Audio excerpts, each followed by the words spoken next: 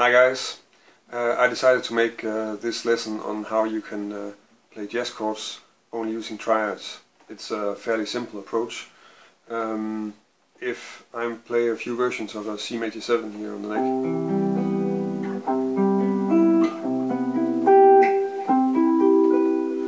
then one way to look at them is that in fact it's an E minor triad over a C bass note.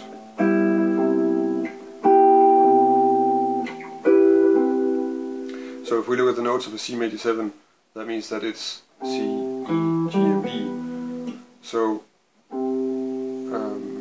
basically what we're doing is that we have the root and then we have the diatonic triad from the third of the chord. So instead of playing a complete D minor 7, we can just play the triad on the third of that chord, and that's an F major triad. Instead of a G7 we can play a B diminished triad over a G, and instead of a B minor 7 flat 5 we can play a D minor triad over a B. The reason why that's handy is because if we're playing those as rootless voicings, then they're a little bit more flexible than a complete chord, and we can start moving them around and make small melodies with it.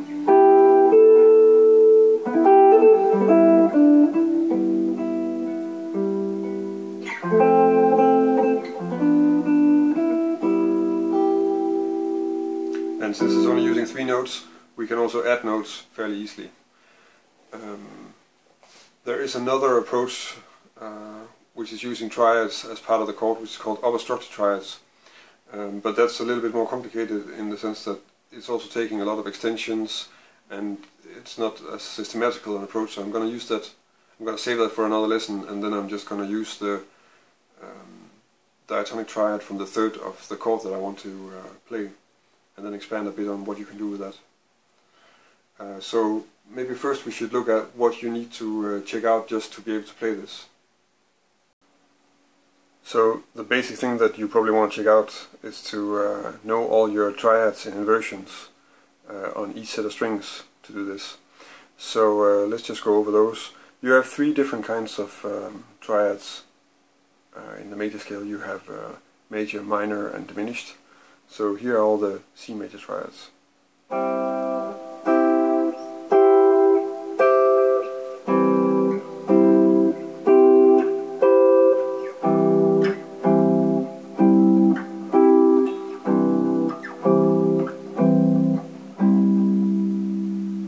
And here are all the D minor triads.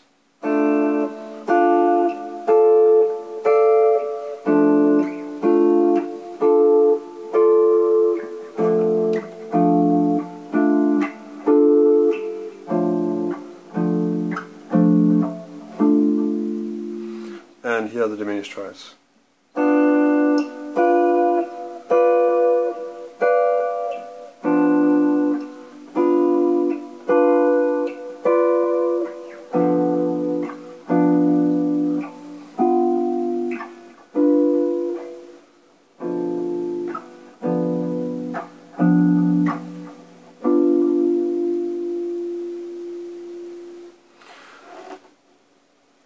So that's a very basic overview of the different triads. You probably need to check them out a bit in different keys and all. If you want to use, if you want to have more exercises with triads, then George Van Epps have written 3 very thorough books on the subject with lots of diatonic exercises and inversions and melodic ideas and voice leading and so on and so forth. They're pretty good to work from. Now that we have the triads in inversions, the next thing we can try to do is to play a simple cadence, so like a 2-5-1 in C. So let's just try that. I'm just going to use the middle set of strings. I demonstrated the inversions on all strings because, well, triads are very useful for soloing and for all sorts of things, so you might as well want to be a little bit thorough with that. But for the rest I'm probably just mostly going to concentrate on the middle strings and the top strings for the examples, mostly just to keep it a bit short. So here are some simple cadences.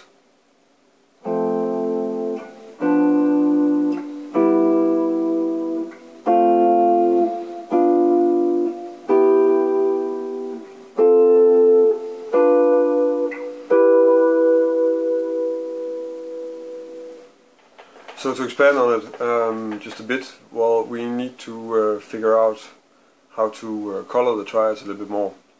The first tip in that regard would be alter dominance.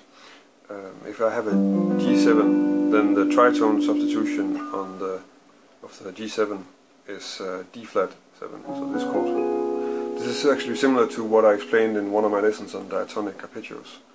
And we could use, instead of using the B diminished, we can use the triad that we would use with the D flat 7. So the third of D flat 7 is F, so you get an F diminished triad.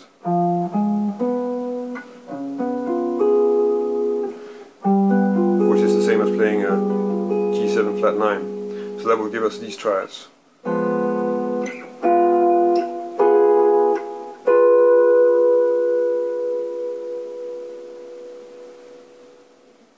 In the same way, we can use the system that I also described in one of the lessons on drop 2 voicings, that we can substitute notes in the chord with extensions.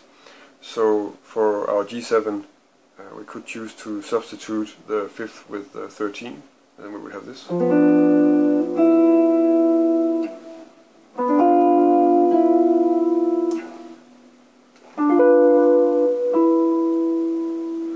Or we can substitute the 5th with the flat 5th.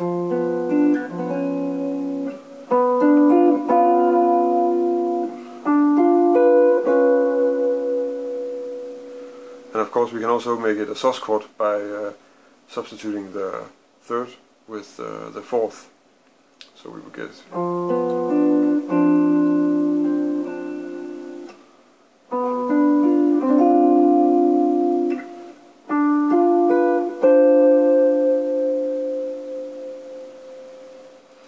and with the same approach, if we take a minor chord, we can substitute the 5th with the 11th. So for a D minor, we would be taking away the A and putting in a G instead.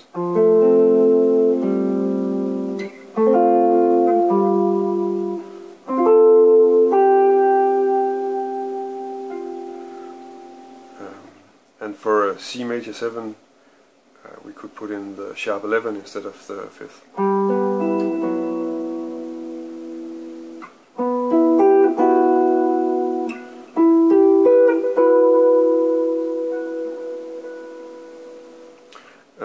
And similarly, we could also substitute the 7th of the C major 7 with the 6th.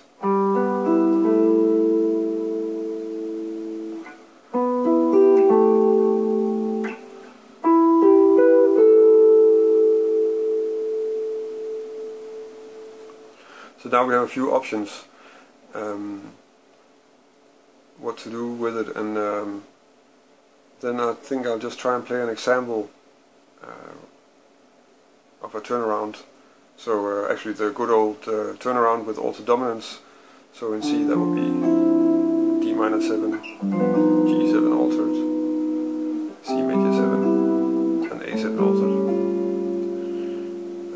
Just to demonstrate how I use it.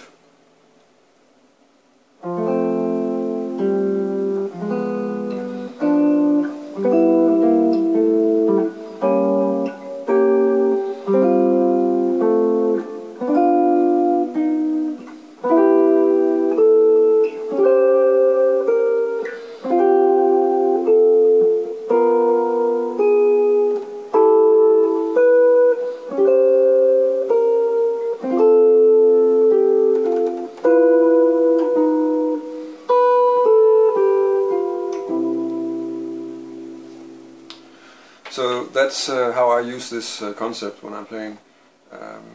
It's something that lends itself really well to more open sounding chord sounds, which is one of the things I really like about it.